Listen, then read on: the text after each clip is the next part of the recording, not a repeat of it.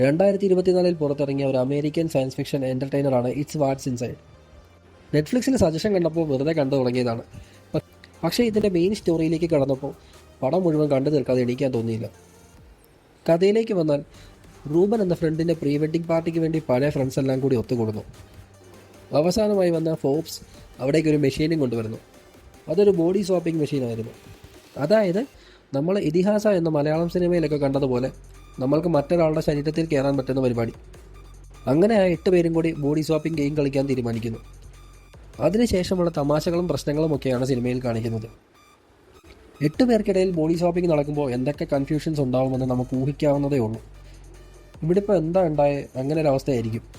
അതുകൊണ്ട് തന്നെ ശ്രദ്ധിച്ചിരുന്ന് കണ്ടില്ലെങ്കിൽ പല കാര്യങ്ങളും കണക്റ്റ് ആവില്ല. വെറും 1.25 മണിക്കൂർ മാത്രമാണ് സിനിമയുടെ ടോട്ടൽ ഡ്യൂറേഷൻ. കോമഡിയും ത്രില്ലിംഗ് മൊമെൻറ്റ്സും ഒക്കെ മാറി മാറി വരുന്നത് കൊണ്ട് തന്നെ 1 മിനിറ്റ് പോലും ബോറടിക്കാതെ ഈ സിനിമ കണ്ടിരിക്കാൻ പറ്റും. ഇത്തരം ഫിക്ഷണൽ സ്റ്റോറീസൊക്കെ ഇഷ്ടമുള്ളവർ ഒരിക്കലും ഈ സിനിമ മിസ്സാക്കരുത്.